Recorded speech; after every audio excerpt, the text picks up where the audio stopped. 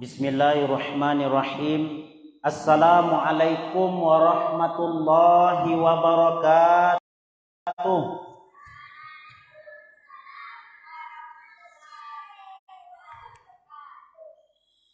Alhamdulillah. Alhamdulillahillazi anzalal Qur'an hudan linnas wa bayyinatin minal huda wal furqan. Ashhadu an la ilaha illallah wahdahu la syarikalah wa ashhadu anna Muhammadan abduhu wa rasuluh sallallahu alaihi wasallam. Allahumma fassalli wa sallim wa barik ala hadzal nabiyil karim wa ala alihi wa sahbihi ajma'in. Qala Allah ta'ala fi kitabihil karim, A'udzu billahi minasy syaithanir rajim. Bismillahirrahmanirrahim. Laqad kana lakum fi Rasulillahi uswatun hasanah liman kana yarjullaha wal yawmal akhir wa dzakarallaha katsira. Wa qala an-nabiy sallallahu alaihi wasallam, "Zaka ta'mal iman. Man radiya billahi rabba wa bil islami dina wa bi Muhammadin nabiyya wa rasula."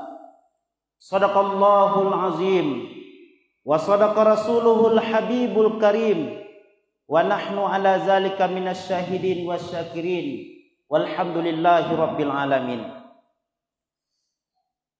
Yang sama-sama kita hormati Bapak pengurus masjid, bapak-bapak, ibu-ibu, para pemuda-pemudi, remaja-remaji masjid, insyaallah semua kita yang hadir di dalam rumah Allah ini dirahmati oleh Allah Subhanahu wa taala.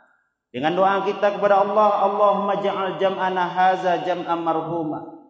Ya Allah, jadikanlah pertemuan kami ini, berkumpulnya kami di dalam rumah-Mu ini ya Allah, agar Engkau senantiasa mencurahkan rahmat-Mu kepada kami ya Allah. Wa tafarruqana min ba'dihi tafarruqan maksumah.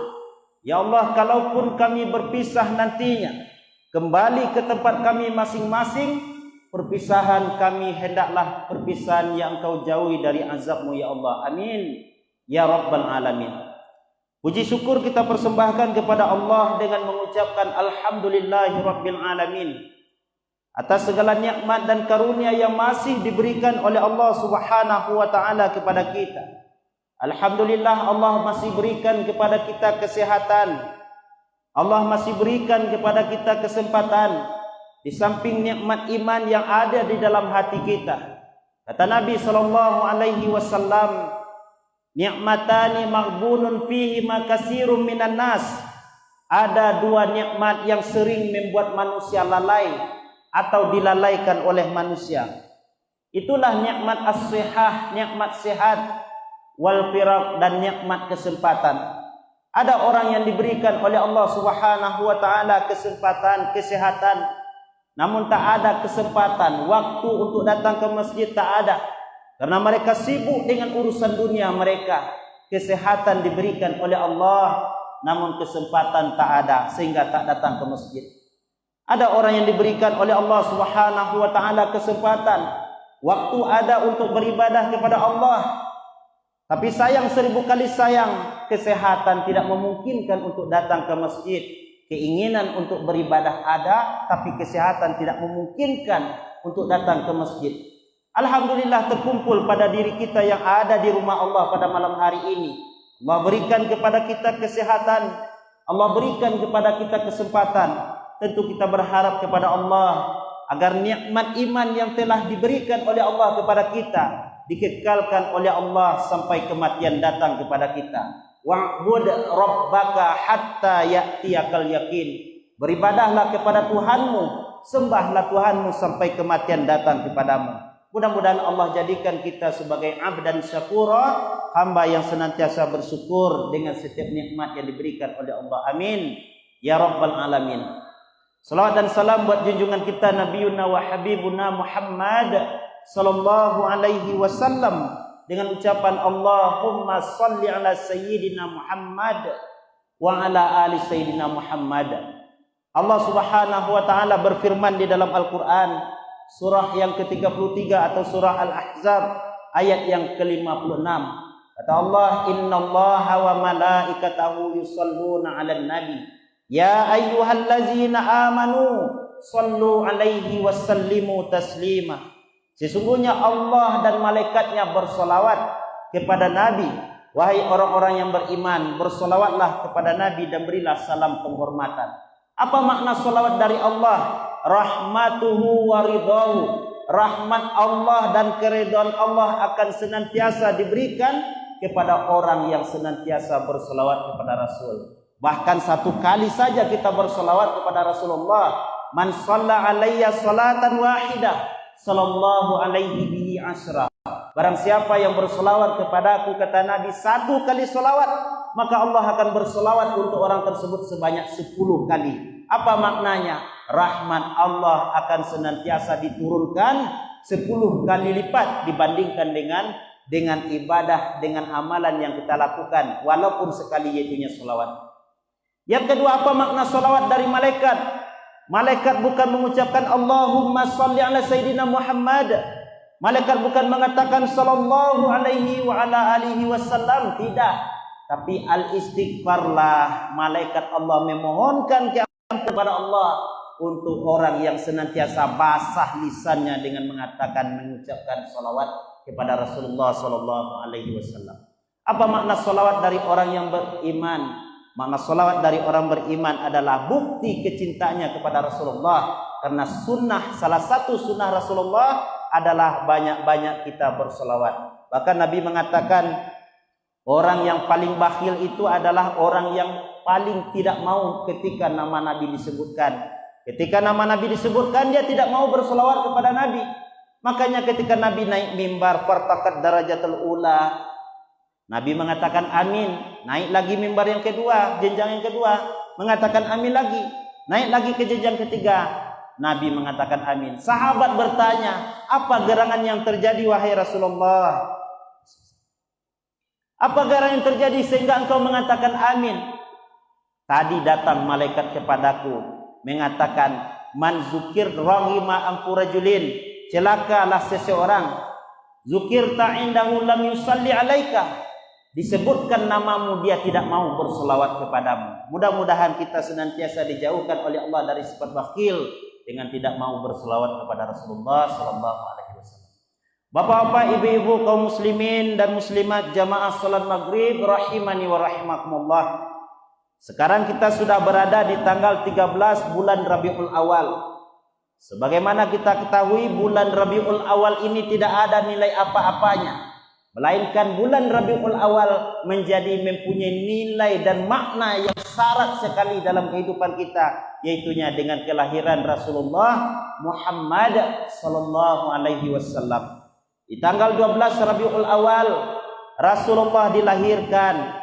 12 Rabiul Awal Rasulullah hijrah ke Madinah. 12 Rabiul Awal pun Rasulullah dipanggil oleh Allah menghadap Allah Subhanahu wa taala, meninggalkan kehidupan di dunia. Nah, kaum muslimin jemaah yang dimuliakan oleh Allah, salah satu bentuk dan bukti kecintaan kita kepada Rasulullah, kita mengenang, kita mengetahui sejarah kehidupan Rasulullah. Dan itulah yang kita lakukan dalam acara Maulidur Rasul atau Maulid Nabi.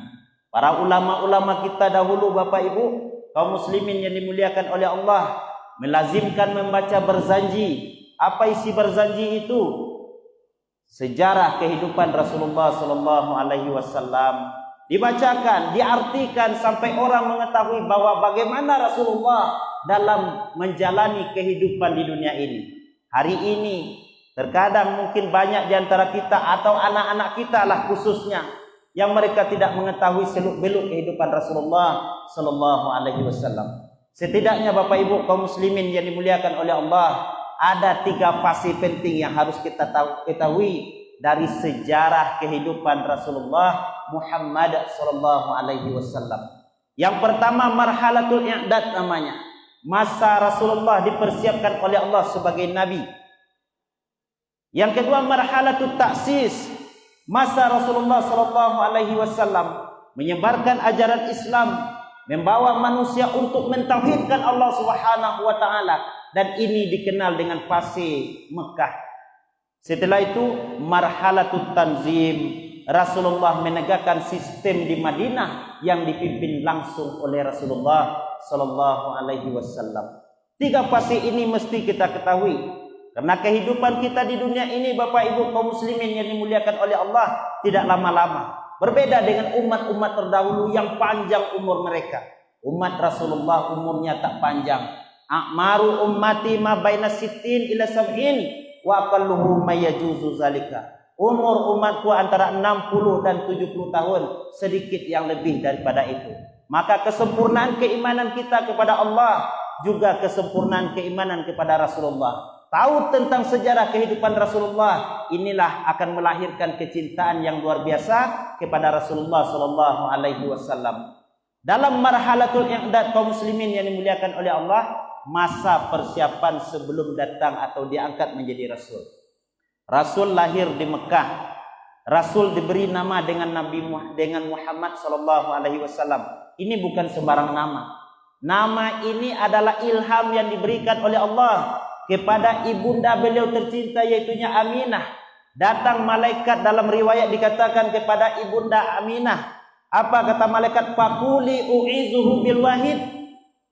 Katakanlah wahai Aminah, engkau sedang mengandung bisaidi hazil ummah, penghulu umat ini, maka katakanlah berlindung aku dengan Allah yang Maha Esa.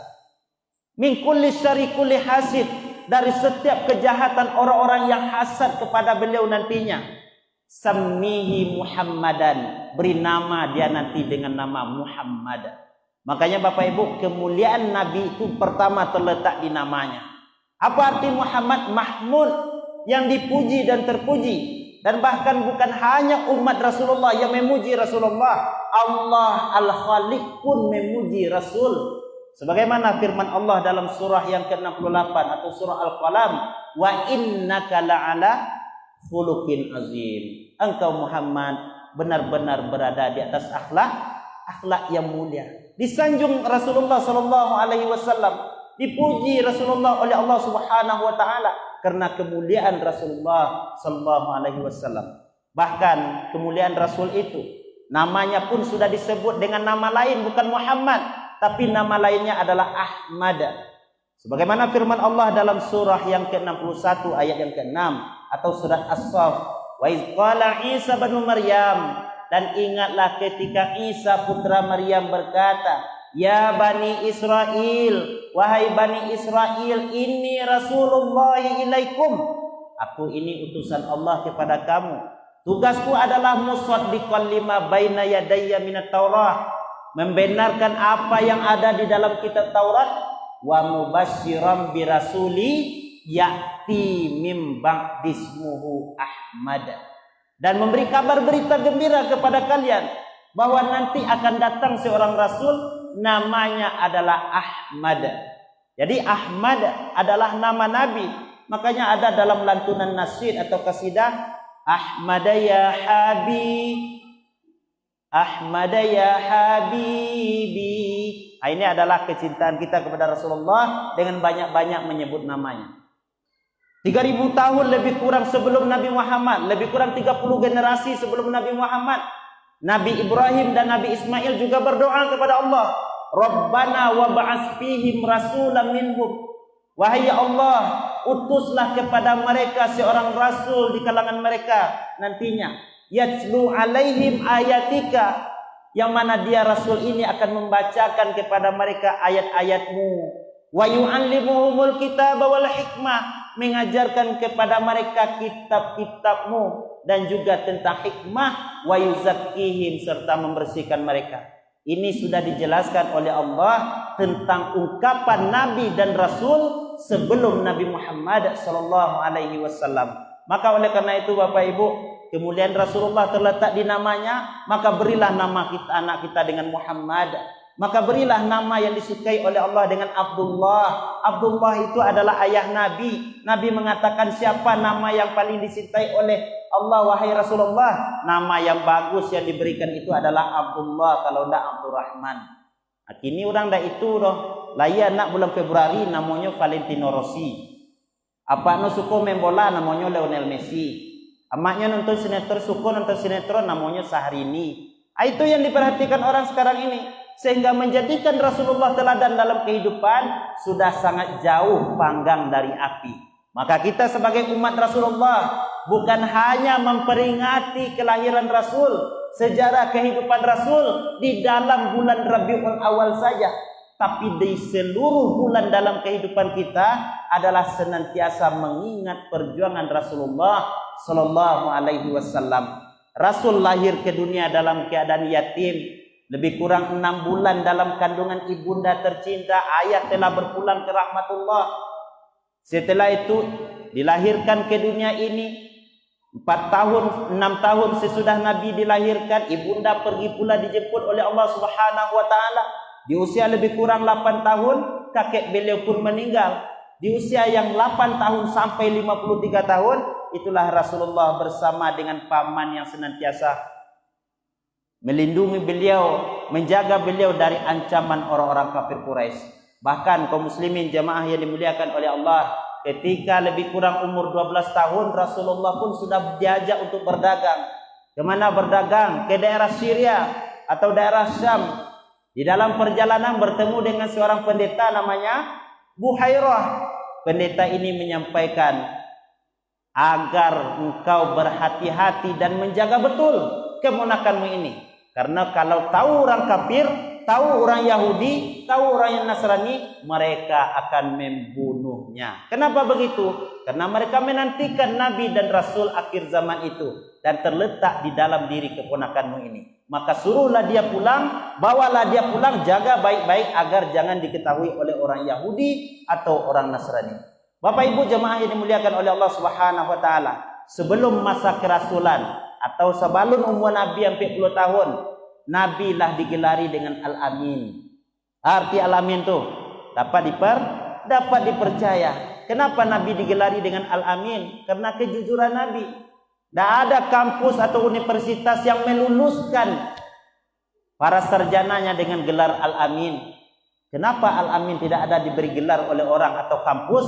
Karena Al-Amin itu adalah nilai pribadi seseorang. Ada orang yang sekolahnya tinggi, ilmunya tinggi, tapi iman tak ada dalam hatinya. 2 hari dia jadi menteri lalu dia pergi ke KPK. Itu orang tu sekolah tinggi, ilmu tinggi, iman tak ada dalam hati. Saya go kerajo mandi yang sebenarnya. Ada pula sebaliknya, orang yang diberikan oleh Allah Subhanahu wa taala kemampuan iman yang luar biasa dalam hatinya, walaupun secara fisik dia adalah orang yang buta, dia orang yang tak mendengar, kakinya pincang, tangannya pun putus dan lain sebagainya, tapi di saat dia dekat dengan Allah Subhanahu wa taala, justru disitulah kemuliaan diberikan oleh Allah Subhanahu wa taala. Makanya kita tidak bisa melihat seseorang Bapak Ibu dilihat dari fisik, dilihat dari ketampanan, dilihat dari kegagahan, tapi yang dilihat dari seseorang adalah bagaimana takwanya kepada Allah Subhanahu wa taala. Dan sosok yang seperti itu terletak pada diri Rasul. Dia orangnya ganteng, orangnya gagah. Bahkan dalam sejarah Bapak Ibu, Nabi tidak pernah diinggo ilalat loh. Nabi tidak pernah menguak.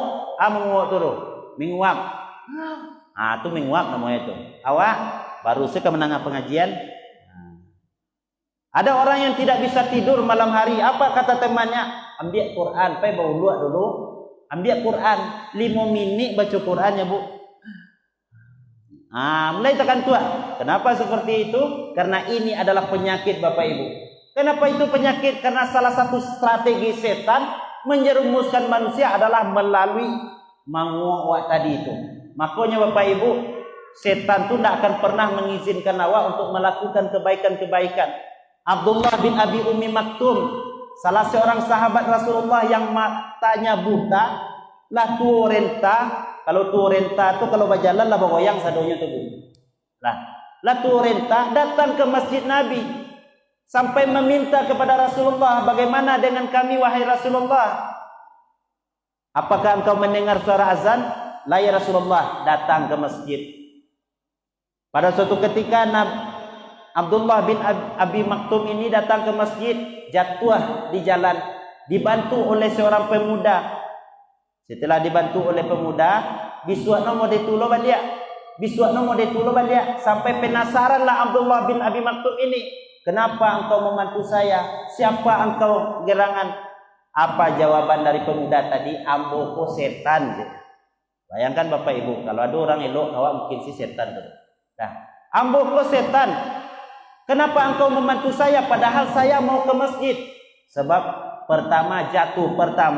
Kalau engkau sekiranya jatuh, malaikat Allah mendoakan untuk diri engkau. Doa malaikat, ya Allah ampuni Abdullah bin Abi Maktum. Dan setan itu mendengar pembicaraan malaikat yang ada di Madinah itu. Setelah itu jatuh yang kedua, kalau sekiranya engkau jatuh, malaikat Allah berdoa kepada Allah agar Allah mengampuni dosa engkau dan dosa orang-orang Madinah ini.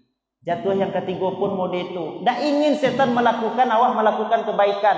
Kalaupun setan ingin di padian sewa melakukan kebaikan, pasti ba'a-baa'nya di dalam kebaikan yang awak lakukan ditanamkan sifat-sifat yang tidak baik.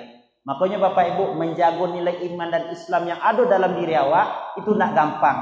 Ada orang rajin sholat, rajin puasa, rajin melakukan ibadah kepada Allah Subhanahu wa taala, tapi dibalik daripada itu sifat hasad ada di dalam dirinya. Makanya ada seseorang datang kepada Nabi, "Ya Rasulullah, inna fulana tasumun nahar." Wahai Rasul, ada seorang perempuan di tempat kami rajinnya melakukan puasa, bukan hanya puasa wajib, puasa sunnah pun dilakukan. Wa taqumul lail, rajin melakukan solat, bukan hanya solat wajib, solat tahajud, solat duha pun dilakukannya. Wa tunfiku, rajin berinfak karena dia orang kaya. Walakin tu'zil jiran, tapi suka menyakiti hati orang lain. Rajin solat, rajin ibadah, rajin berinfak, rajin melakukan kebaikan, tapi lisannya masih suka mencela orang lain. Apa kata Nabi? Fama wahannar, tempat orang seperti itu di neraka. La khaira fiha, berarti tidak ada kebaikan dilakukannya. Maka oleh karena itu kita contoh Rasulullah. Rasulullah mempunyai sifat amanah. Kita tanamkan sifat amanah di dalam diri kita. Sebagai orang tua, anak adalah amanah. Sebagai pemimpin, rakyat itu amanah untuk kita. Bukan untuk mencari keuntungan sesaat. Sebelum kampanye disampaikan modeko, sesudah kampanye tidak boleh dong. Ini adalah ciri-ciri orang-orang yang hanya hubbud dunia. Mencintai dunia bukan dengan mencintai Allah Subhanahu wa taala. Setelah Rasulullah diangkat menjadi Rasul, perjuangan pun dimulai Bapak Ibu. Rasul diangkat umur sampai 10 tahun. Secara psikologis Bapak Ibu, sampai 10 tahun pola masuk yang stabil kawan. Orang kalau sampai 10 tahun umurnya hendaknya beribadah kepada Allah, dikhawatirkan ketika kematian datang kanyo mati dalam keadaan su'ul khotimah. Makanya kalau ada Bapak Ibu masih punya menantu aku lebih 40 tahun diingat-ingat dia tahu. Jadi kecilnya kapian semayang bagai, tapi diingatkan karena itu kewajiban kita. Kewajiban kita mengingatkan, mengajak, bukan memberi petunjuk. Karena yang memberi petunjuk adalah Allah Subhanahu wa taala. Innaka la tahdi man ahbabta, walakin Allah yahdi man yasha. Engkau Muhammad tidak bisa memberi petunjuk kepada orang yang kau cintai, tetapi yang memberi petunjuk itu adalah Allah Subhanahu wa taala wa ingin. Jadi kalau lampai 2 tahun umur, ndak yo namo datang ke masjid, berdoa kita kepada Allah, kepada orang yang ada di sekitar kita Bapak Ibu, mudah-mudahan Allah bukakan pintu hati mereka. Kalaulah menjelang tua, lah menjelang kematian datang kepada awak, ndak yo sempat beramal, nanti ketika datang kematian kepada awak, kecil malaikat, wahai ya Allah, ukhruji ila syahtillah, keluarlah engkau wahai roh menuju kemurkaan Allah Subhanahu wa taala. Masyiral muslimin yang dimuliakan oleh Allah. Setelah itu marhalatut taksis, masa Rasulullah mengajak manusia berdakwah, mengajak manusia di jalan tauhid, di jalan Allah Subhanahu wa taala, dimulai daripada fase dakwah secara sir dulu. Diajak orang tetangga, karib kerabat, orang yang dakik Jawa untuk beriman kepada Allah Subhanahu wa taala.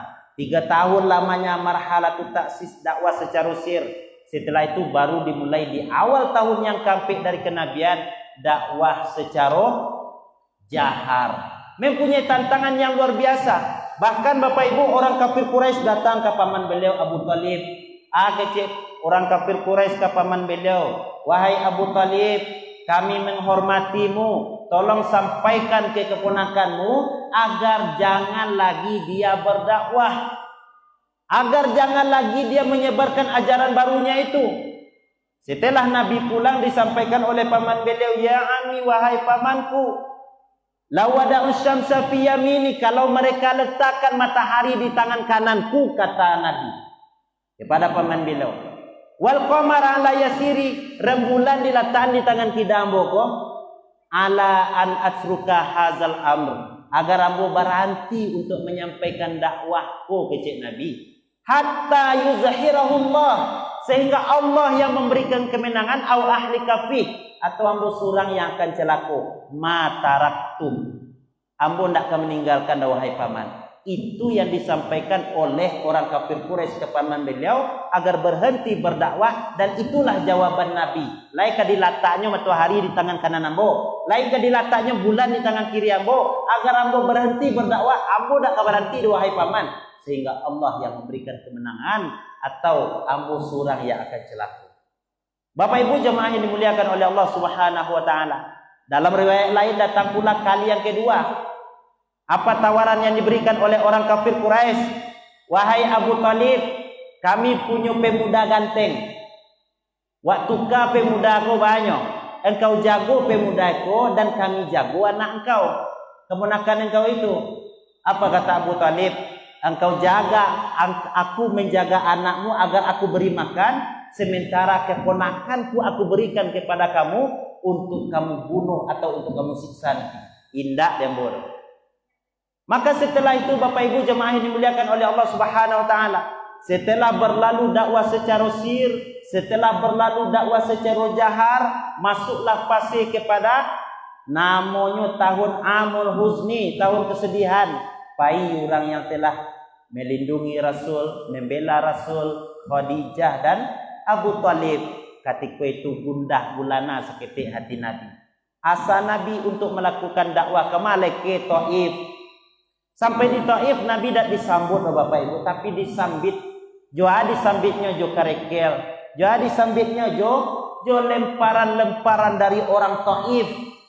Mereka menghina Nabi, mencela Nabi, mencaci Nabi, memaki dan lain sebagainya sampai mengusir. Sampai dalam riwayat dikatakan Bapak Ibu, Nabi itu luka pelipisnya sampai tangga gigi Nabi. Begitu kebencian orang-orang Taif karena kepada Nabi Shallallahu Alaihi Wasallam. Tapi apakah Nabi berhenti di situ? Tidak. Sampai Nabi didatangi oleh malaikat penjaga bukit Taif tersebut. Ya Muhammad, mud yadaika ila sama. Wahai Muhammad, panjangkan tanganmu ke langit. Maknanya berdoalah kepada Allah. Biar anak kami balian-balian bukit Taif ko. Nabi nak mau berdoa kepada Allah. Maka Nabi berdoa kepada Allah. Wahai Allah, inni asku ilaika di'fa quwwati, wahai Allah, aku kadukan lemahnya aku ya Allah, wa qillata hilati, sedikit kemampuanku ya Allah, wa hawani 'alan nas, hinanya aku di hadapan manusia wahai Allah. Dalam yang lainnya doa Nabi, Allah mahdi qaumi fa innahum la ya'lamun, wahai Allah, beri petunjuklah kepada kaumku, sesungguhnya mereka tidak mengetahui. Nabi tidak mengucapkan doa yang tidak baik. Nabi senantiasa menyanjung, mudah-mudahan Allah nanti memberikan hidayah kepada mereka. Dan itu dibuktikan setelah Nabi hijrah ke Madinah, orang Taif masuk Islam 100%. Maka oleh karena itu kaum muslimin yang dimuliakan oleh Allah, kemuliaan akhlak Rasulullah sallallahu alaihi wasallam inilah yang mesti kita teladani dalam kehidupan kita sehari-hari. Jangan terlalu tergesa-gesa untuk melakukan atau memutuskan perkara yang perkara itu akan membuat kebencian sesama kita. Rasul tidak lantas memohon kepada Allah agar dihancurkan kaumnya, tidak. Tapi doa yang seharusnya dilakukan oleh Rasul, disimpan doa mustajab itu oleh Rasulullah dan nanti dipergunakan di yaumil mahsyar, di hari akhir nanti. Kaum muslimin yang dimuliakan oleh Allah, setelah Rasul dalam Amul Husni hijrah ke Taif, lalu hijrah ke Madinah, ini luar biasa. Di Madinah baru Islam itu nampak berkembang. Orang Madinah lah menyambut Nabi di Madinah. Bako orang Madinah menyambut Nabi di Madinah, padahal mereka tidak pernah, Nabi tidak pernah ke Madinah. Rupanya kaum muslimin yang dimuliakan oleh Allah, terjadinya Aqabah, bai'at Aqabah yang pertama, bai'at Aqabah yang kedua, orang Madinah masuk Islam, mereka rindu dengan kedatangan Rasul ke tempat mereka. Mereka ingin Rasulullah datang ke Madinah, sehingga pagi sore dinanti kehadiran Rasul di Madinah. Ketika Nabilah mulai nampak dari kejauhan, nampak di orang Yahudi, wahai orang-orang yang mengaku beriman kepada Muhammad, Tuhan yang kalian tunggu itulah tiba Tuhan. Orang Yahudi nampak pertama tu. Sehingga di dalam dilantunkan dalam nasyid ketika Nabi sampai di Madinah, Tala'al badru alaina min saniyatil wada. Salah satu nama Nabi adalah Badar. Tala'al badru alaina, telah terbit di atas kami bulan purnama. Siatu Rasulullah sallallahu alaihi wasallam. Bapak Ibu jemaah yang dimuliakan oleh Allah, kalau berbicara tentang kelahiran Rasulullah, sejarah kehidupan Rasulullah, bagaimana Rasulullah dalam kehidupannya, apa yang dilakukan oleh Rasulullah, tidak cukup waktu bagi kita Bapak Ibu untuk membacanya pada saat sekarang ini. Kita bukan mengikuti Rasul dari bagaimana atau apa yang dilakukan oleh Rasul, tapi bagaimana Rasul dalam melakukan apa-apa. Contoh, Rasul lalu dia pelepah kurma. Harus lo cari tentang kerambia, kini ambil pelepah kerambia itu lalu di situ. Enggak. Itu kebangan seperimbit yang ada di rumah itu cempak saya keluar. Enggak. Tapi bagaimana Rasulullah? Rasul tidur mempunyai sunnah. Apa sunnah Rasul sebelum lalu baca 3 kul. 3 kul tu. 3 kul tu baca. Enggak, tapi bacalah surah Al-Ikhlas, bacalah surah Al-Falaq, bacalah surah An-Nas, bacalah surah ayat kursi, bacalah akhir surah Al-Baqarah, berselawatlah kepada Rasul, hembuskan baruin kepada itu. Insyaallah tidak akan pernah diganggu kita oleh setan.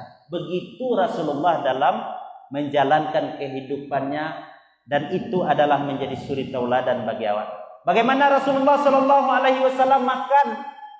Diawali dengan membaca bismillahirrahmanirrahim, berdoa kepada Allah. Setelah makan berdoa kepada Allah Subhanahu wa taala. Itu yang mesti awak teladani dalam kehidupan sehari-hari. Bukan hanya sekedar mengetahui sejarah kehidupan Rasul, tapi awak tidak namuh mempraktikkan apa yang dilakukan oleh Rasulullah sallallahu alaihi wasallam. Nabi mengatakan, "Iza laqitahu fasallim alaih." Kalau kalian berjumpa dengan saudara kalian yang beriman kepada Allah Subhanahu wa taala, fasallim alaih, ucapkan salam. Ini ndak Bu. Good morning. Nah, Ibu, selamat pagi. Tapi yang harusnya Rasul mengatakan fasallim alaih, ucapkan salam. Apa kalimat salam itu? Assalamualaikum warahmatullahi wabarakatuh. Dan itu jarang bana dipraktekkan, dan itu kebiasaan. Anak-anak awak pulang sekolah, ada ucapannya Bu. Assalamualaikum, saya tak dengar ya. Assalamualaikum. Harusnya assalamualaikum jale-jale. Dan itulah diajarkan oleh Rasulullah. Bahkan Nabi ketika di Madinah tu, ya ayuhan nas, wahai manusia, absus salam, tebarkan salam. Di ujung hadis dikatakan, itulah yang membuat kalian masuk dalam saruku bisalam dengan keadaan selamat. Jadi untuk mendapatkan keteladanan dari Rasul, mesti kita meniru bagaimana Rasulullah dalam mengajarkan kepada umatnya tentang apa yang mesti dilakukan agar selamat dalam kehidupan ini. Rasul orangnya sabar dalam menghadapi apapun dalam problematika dalam kehidupan. Awak mesti sabar pula. Bahkan sabar itu tidak ada batas ujung pahala yang diberikan oleh Allah kepada orang yang sabar. Orang yang sudah sabar, orang yang ditimpa musibah, walanabluwannakum bisyai'in minal khauf wal ju' wa naqsin minal amwal wal anfus was samarat wa basyiris sabirin. Kami uji kamu dengan sedikit rasa takut, dengan kelaparan, kekurangan harta, kekurangan jiwa atau kematian, kekurangan buah-buahan. Masih kata Allah, beri kabar gembira kepada orang yang ditimpa musibah tersebut, orang-orang yang sabar tersebut. Asya orang yang sabar itu orang yang senantiasa dalam keadaan suka dekat dengan Allah, dalam keadaan duka pun dekat dengan Allah Subhanahu wa taala. Dalam keadaan suka lupa kepada Allah Subhanahu wa taala, Allah tidak ingin seperti itu. Dalam keadaan duka kita lupa kepada Allah, Allah tak ingin seperti itu. Makanya dalam hadis yang diriwayatkan oleh Imam Muslim, ajaban li amril mu'min, sungguh sangat mengherankan perkara orang yang beriman. Inna amrahu kullahu khair. Seluruh urusan orang beriman itu baik untuk orang beriman tersebut. Asya orang yang beriman yang baik urusannya itu orang yang kalau diberikan oleh Allah Subhanahu wa taala nikmat syakara, lahir sifat syukur dalam diri. Kalau diberikan oleh Allah Subhanahu wa taala musibah atau ujian, maka lahir dalam hatinya sifat sabar, dan inilah yang terbaik untuk orang beriman. Jadi Bapak Ibu, meneladani Rasulullah dalam segi kesabaran dan kesyukuran beliau, ini adalah menjadikan kita menjadi mukmin yang sempurna. Kenapa jadi mukmin yang sempurna, Ustaz? Dalam keadaan beriman, dalam keadaan diberi nikmat, kita senantiasa dipuji oleh Allah. Dalam keadaan diberikan musibah, kalau oleh sabar, awak dipuji oleh Allah Subhanahu wa taala. Maka keteladanan Rasulullah dari segi nama, dari segi akhlak beliau, dari segi perilaku beliau, dari segi ibadah beliau harus kita tiru. Rasulullah sallallahu alaihi wasallam, Bapak Ibu, sampai meninggal pun Rasulullah senantiasa melakukan salat malam. Salat malam yang dilakukan oleh Rasulullah sallallahu alaihi wasallam ayatnya panjang. Dibaca surah Al-Baqarah, dibaca surah Ali Imran, dibaca surah An-Nisa. Sampai Huzaifah Al-Yamani mengatakan, ambo menyangko Nabi itu ketika akhir surah Al-Baqarah karuku lain rupanya indah. Awak batu Bapak Ibu, kok panjang imam membaca setiap lah kalau kasar bu bisa nak siko dan solat lain. Mas solat lain tempat lain solat lain. Ayatnya lebih pendek-pendek capek solat. Rasulullah mengingatkan kepada kita, kalau kalian berjamaah ringankan bacaannya. Artinya jemaah ini adalah ada yang tua, ada yang muda, ada anak-anak, ada yang kadangnya lalu ditutui. Dan inilah indahnya ajaran Islam Bapak Ibu. Rasul mengajarkan kepada kita, teladani akhlak Rasul dalam menjalani kehidupan ini. Dan kalau awaklah meneladani Rasulullah, hasanah itu akan dapat dewa. Uswatun hasanah, hasanah dapat dewa. Dan hasanah itu kan doa awak kok. Rabbana atina fid dunya hasanah wa fil akhirati hasanah wa qina azabannar. Di dunia wa hasanah itu dapat kebaikan, itu dapat syaratnya ikuti Rasulullah. Qul in kuntum tuhibbunallaha fattabi'uni yuhibbukumullah wa yaghfir lakum dzunubakum. Katakanlah, jika ada kamu mencintai Allah, ikuti aku, kata Allah Subhanahu wa taala. Syatu Nabi Muhammad sallallahu alaihi wasallam. Allah akan mencintai kamu dan Allah akan mengampuni dosa-dosa kamu. Kalau ingin mendapatkan kebahagiaan dalam kehidupan ini, teladani Rasulullah, ikuti akhlak Rasulullah, ajarkan apa yang diajarkan oleh Rasulullah sallallahu alaihi wasallam, insyaallah hasanah dapat lewat dalam kehidupan dunia. Di akhirat nanti syafaat Rasul akan senantiasa menunggu awak. Tidak ada kebahagiaan yang lebih tinggi di akhirat nanti Bapak Ibu kaum muslimin yang dimuliakan oleh Allah, melainkan besok di akhirat awak akan bersama dengan Rasulullah sallallahu alaihi wasallam. Man ahabba sunnati faqad ahabbani. Barang siapa yang mencintai sunnahku berarti dia mencintai aku. Wa man ahabbani kana ma'i fil jannah. Dan barang siapa yang mencintai aku, kata Nabi, nanti dia bersama denganku di dalam surganya Allah Subhanahu wa taala. Kebaikan dunia dapat dewa, kebaikan akhirat dapat dewa kalau awak lai senantiasa mengikuti ajaran Rasulullah sallallahu alaihi wasallam, meneladani Rasul dalam kehidupan sehari-hari. Itu Bapak Ibu kajian kita pada malam ini kok. Mudah-mudahan apa yang kita sampaikan ini bermanfaat, bisa kita menjadikan Rasulullah menjadi suri tauladan kita dalam kehidupan sehari-hari. Baik dari segi ibadah, dari segi akhlak, dari segi muamalah, ataupun dari segi sosial bermasyarakat. Mudah-mudahan kita semuanya bisa meneladani. Kita tutup kajian kita dengan doa kafaratul majlis. Subhanakallahumma wa bihamdika asyhadu an la ilaha illa anta astaghfiruka wa atubu ilaik. Billahi taufiq wal hidayah. Wassalamualaikum warahmatullahi wabarakatuh.